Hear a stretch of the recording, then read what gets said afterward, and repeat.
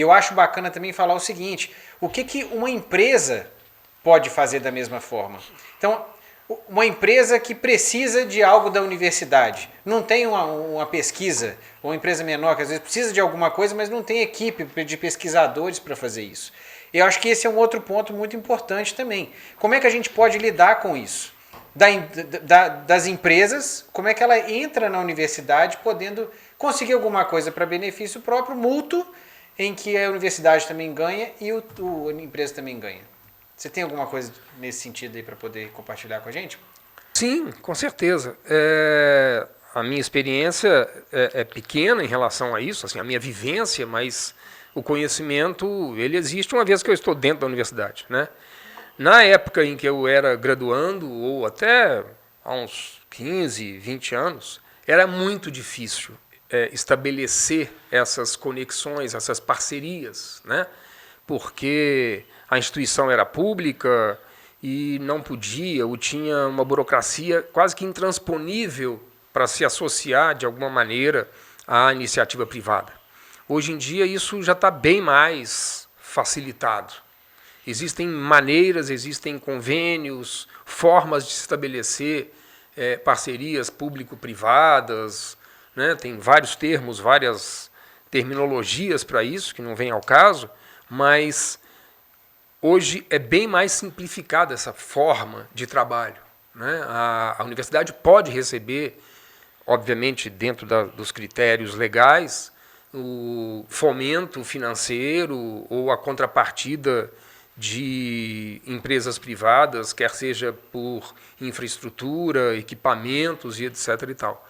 Basta que isso realmente seja iniciado, né?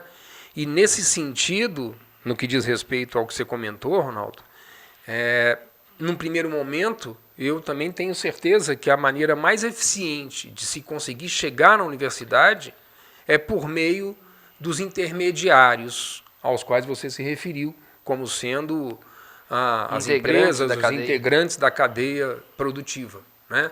Porque fica difícil para um produtor sair da fazenda, largar o que ele tem que fazer, né? Pegar o seu carro, a sua moto e ir lá na universidade. Primeiro, ele não sabe quem procurar. Se ele souber, não necessariamente essa pessoa pode estar lá. E muitas vezes ele talvez nem consiga expressar o que ele precisa, né? Eu tenho um caso muito emblemático que aconteceu comigo, que um produtor veio me procurar dizendo que ele teve um problema com a vaca, usando vários termos bastante simplórios, né? Que eu, pelo fato de ter tido a vivência em fazenda, o que ele falou especificamente? Consegui decifrar. Mas eu estava acompanhado de um advogado que ele ficou desorientado. O produtor falou assim: doutor, pelo amor de Deus, preciso da sua ajuda porque a minha vaca moveu, botou a madre para fora e está com o vaso inchado. Esse advogado, que por sua vez é fazendeiro, ele ficou alucinado, ele não sabia o que era aquilo e não conseguia nem... Ele não deixou eu acabar de conversar com o produtor porque ele queria saber o que tinha acontecido, né? E ele não tem obrigação nenhuma de saber isso porque ele é advogado, né? Embora seja fazendeiro. Mas eu tenho certeza absoluta que 90% dos alunos de veterinária não sabem isso. E muitas vezes, quando mais. Tenho... bem mais do que 5? Fui modesto, na verdade, né? Mas eu... de veterinária, de direito. Não, aí esquece. Esquece. Mas nem o que tem o pai fazendeiro, né? Sempre que eu posso nas minhas aulas, eu abordo esse assunto. E dou esse exemplo. E pergunto, o que eu falei? 90% fica com a mesma cara do advogado. 5% fala uma das coisas. 3 ou 4% traduzem as duas. E rarissimamente uma pessoa consegue decifrar os 3 elementos, né? Então, voltando, se o proprietário chega para um professor e fala isso, dependendo da formação e da vivência do professor, ele também não vai saber traduzir isso, né? Mesmo que seja da área de reprodução bovina, por exemplo. Então, essa conexão, essa intermediação feita por esses profissionais que você mencionou, é, pelo menos num primeiro momento, fundamental para se estabelecer essa ponte entre o produtor e a universidade. E eu tenho certeza que, se isso começar a ser feito repetidamente, tudo no começo tem as suas barreiras, tem as suas resistências, né? A inércia é difícil de ser transposta, mas depois de ultrapassada essas primeiras dificuldades, isso vai se tornar um hábito e uma maneira extremamente interessante e eficiente de mão dupla, beneficiando o produtor e a universidade. Eu tenho uma notícia boa, dentro do contexto, que saiu agora, quente do forno, tem uma notícia boa, e tem um exemplo bom para poder dar em relação a essa ponte, essa conexão da cadeia, a cadeia lá fazer a sua parte. Depois que o Daniel fazer o microfone de ouro, faturar, porque está na hora de faturar, né? Tá na hora de faturar, mas eu vou pedir uma coisa antes aqui que está na ponta da língua. Henricão, vamos aproveitar a oportunidade, porque aqueles 90% que não sabem o que você falou, provavelmente está perguntando, meu Deus, o que será que o Henricão falou até agora? Então fala pra gente, como é que o produtor falou?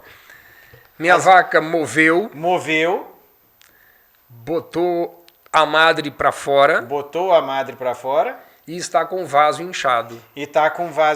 Ou seja, você que não sabe ou sabe umas, escreve aqui no comentário que depois eu quero ver o que nós vamos ter de resposta com relação a isso.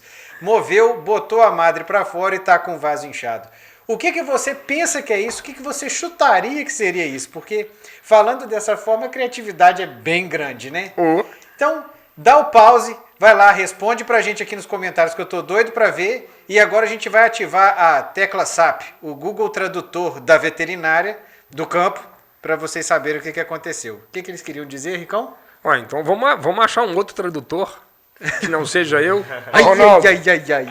Vaca moveu significa aborto, pessoal. Quando a vaca é um termo usado na roça aí, e pode ter um regionalismo, né? Às vezes em outras regiões do país pode ser usado até outro termo, mas aqui, eu vou falar assim, sul de Minas, onde eu atuo, os termos, coincidentemente, eu conheço todos. Moveu significa aborto, tá com a madre para fora, o termo técnico que você vai ter aprendido na universidade, quem for da universidade, é prolapso de útero, né?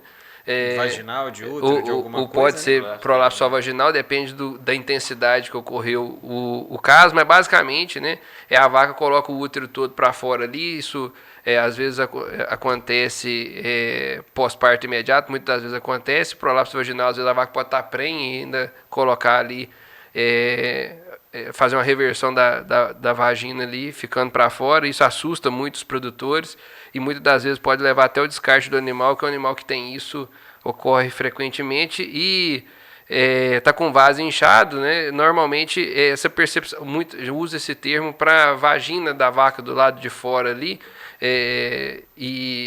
ou a vulva, né? Um termo mais técnico da parte de fora, quando isso está mostrando um pouco da parte de dentro, já está atingindo um pouco de vagina, mas essa percepção do produtor de vaso é vagina e vulva ao mesmo tempo, ali acaba se confundindo um pouco, né? A percepção do que está de fora com um pouco que está de dentro ali, no conceito do produtor, né?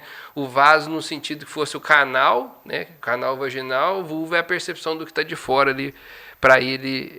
Então, assim, traduzindo para vocês, isso aí, os três termos um pouco diferentes para quem tem mais afinidade com o termo técnico.